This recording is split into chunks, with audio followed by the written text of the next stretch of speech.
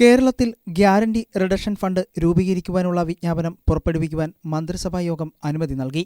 പൊതുമേഖലാ സ്ഥാപനങ്ങൾക്ക് സംസ്ഥാനങ്ങൾ ഗ്യാരണ്ടി നിൽക്കുന്നത് മൂലം ഉണ്ടാവുന്ന അപകടസാധ്യത തരണം ചെയ്യുന്നതിനുള്ള ഒരു ബഫർ ഫണ്ടായി ഗ്യാരണ്ടി റിഡക്ഷൻ ഫണ്ട് രൂപീകരിക്കണമെന്ന് കേന്ദ്രം നിർദ്ദേശിച്ചിരുന്നു. ഈ ഫണ്ടിലെ നിക്ഷേപം 5 വർഷം കൊണ്ട് ഔട്ട്സ്റ്റാൻഡിംഗ് ഗ്യാരണ്ടിയുടെ 5% എന്ന തോതിലേക്ക് ഉയർത്തണം.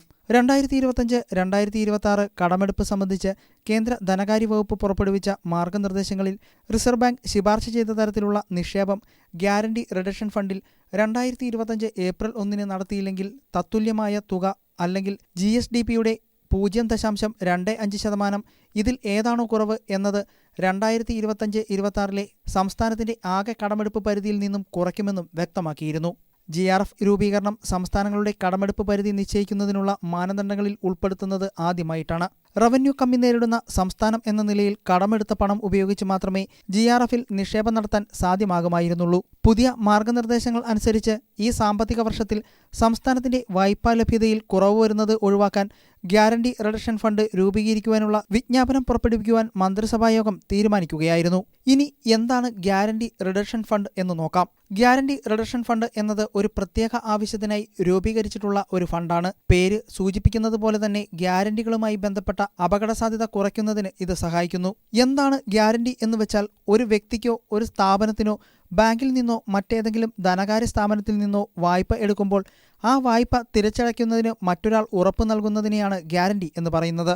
സാധാരണയായി സർക്കാരോ ഒരു വലിയ സ്ഥാപനമോ ഒക്കെയാണ് ഇങ്ങനെ ഗ്യാരണ്ടി നിൽക്കുന്നത്. ഉദാഹരണത്തിന്, ഒരു സംസ്ഥാന സർക്കാർ അവിടുത്തെ ഒരു പൊതുമേഖലാ സ്ഥാപനം എടുക്കുന്ന വായ്പയ്ക്ക് ഗ്യാരണ്ടി നിൽക്കുന്നു എന്ന് കരുതുക. ഈ പൊതുമേഖലാ സ്ഥാപനം വായ്പ തിരിച്ചടയ്ക്കാൻ പരാജയപ്പെട്ടാൽ ഗ്യാരണ്ടി നിന്ന സർക്കാർ ആ തുക ബാങ്കിന് നൽകേണ്ടി വരും.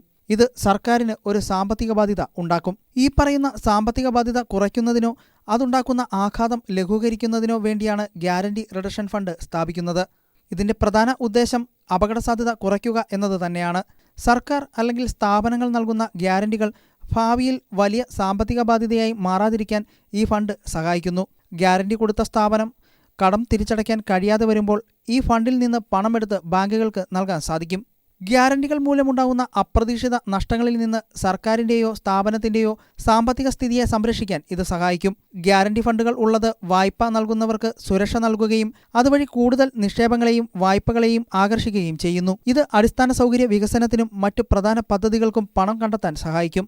ഇത്തരം ഫണ്ടുകൾ ഉള്ളതുകൊണ്ട് ഗ്യാരണ്ടി നിൽക്കുന്ന കാര്യത്തിൽ കൂടുതൽ ശ്രദ്ധയും അച്ചടക്കവും പാലിക്കാൻ സർക്കാരുകളെയും സ്ഥാപനങ്ങളെയും പ്രേരിപ്പിക്കും. ഇന്ത്യയിൽ കേന്ദ്ര സർക്കാരും പല സംസ്ഥാന സർക്കാരുകളും ഗ്യാരണ്ടി റിഡക്ഷൻ ഫണ്ട് സ്ഥാപിച്ചിട്ടുണ്ട്.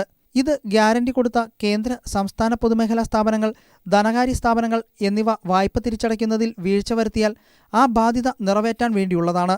ബഡ്ജറ്റിൽ നിന്ന് ഒരു നിശ്ചിത തുക ഈ ഫണ്ടിലേക്ക് എല്ലാ വർഷവും മാറ്റിവെക്കാറുണ്ട്.